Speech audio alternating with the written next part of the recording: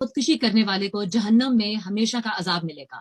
اگر ایسا ہے تو اللہ کیوں ایسے شخص کو عذاب دے گا جسے اذیت کا سامنا کرنا پڑے؟ جس طرح دنیا میں اس کو ڈپریشن ہے، اپنی جان لینا تو بہت مشکل کام ہے، تو لوگ جو جب اپنی جان لیتے ہیں تو وہ کسی نہ کسی طرح کی ڈپریشن میں مبتلا ہوتے ہیں۔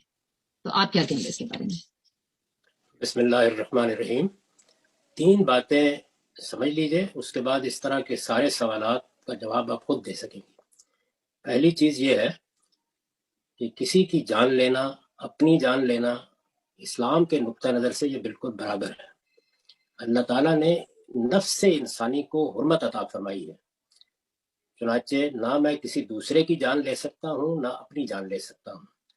میں اپنی جان لوں یا دوسرے کی جان لوں، یہ قتل کا اقدام ہے، اور قتل کی سزا قرآن مجید میں بہت سخت بیان ہوئی ہے، دنیا میں بھی اور آخرت میں بھی۔ یہ پہلی بات ہے۔ دوسری چیز یہ ہے کہ جب بھی ہم کسی جرم یا گناہ کا ارتکاب کرتے ہیں یا کوئی غلط کام کرتے ہیں تو سزا سے پہلے قرآن مجید نے یہ بتایا ہے کہ یہ دیکھا جائے گا کہ جرم کیسے ہوا اور کن حالات میں ہوا۔ یہ دونوں چیزیں جو اللہ نے ہمیں دنیا میں قانون دیا ہے اس میں بھی دیکھنی ضروری ہے، اور قیامت میں بھی اللہ تعالیٰ یہ دیکھیں گے۔ چنانچہ کوئی آدمی کسی نفسیاتی مرض میں مبتلا تھا، کسی ڈپریشن کے نتیجے میں کوئی اقدام کر رہا تھا، کسی ذہنی بیماری کے نتیجے میں کر رہا تھا، حالات کے دباؤ میں کر رہا تھا، ماحول کے غلط ترغیبات میں کر رہا تھا، ان میں سے ہر چیز کی رعایت ملے گی۔ اس کو خود قرآن مجید نے بیان کر دیا ہے۔ یہ بتایا ہے کہ قرآن مجید کے زمانہ نزول میں جن عورتوں کو ان کے مالک بدکاری کے لیے مجبور کر دیتے تھے تو یہ فرمایا کہ اگر وہ دل میں پاک دامن رہنے کا ارادہ رکھتی تھیں تو اللہ ان کو سزا نہیں دے گا۔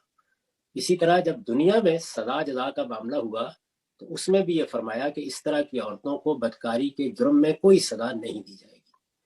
تو یہ دوسری بات بھی ہر جرم کے بارے میں ہے، یعنی اس کا یہ مطلب نہیں ہے کہ وہ جرم ختم ہو گیا، وہ قتل ہے، وہ بدکاری ہے، وہ ڈاکہ ہے، وہ چوری ہے۔ جب بھی کوئی آدمی کسی جرم کا ارتکاب کرے گا تو وہ جرم تو ہو گیا، اور وہ اس کے لیے ایک مجرم کے طور پر اللہ کی عدالت میں پیش بھی ہو جائے گا، لیکن اس کے حالات کیا تھے اس کو رعایت دی جائے گی۔ یہ دوسرا اصول ہے۔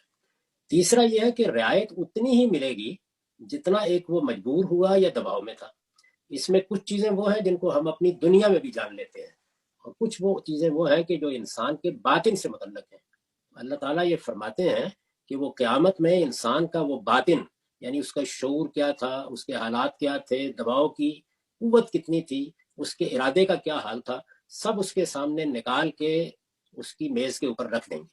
اس کے بعد جب وہ خود اس بات کا اقرار کر لے گا کہ یہ کام میں نے اپنے ارادے سے کیا ہے، لیکن اس میں اتنا حصہ وہ ہے جس کا باعث میرے حالات بنے ہیں، تو اب اس کے لحاظ سے اس کو رعایت ملے گی، یعنی سزا میں رعایت ملے گی، اور اس میں اس کا پورا امکان ہے کہ اس کو اتنی رعایت مل جائے کہ اسے بالکل ہی معاف کر دیا جائے۔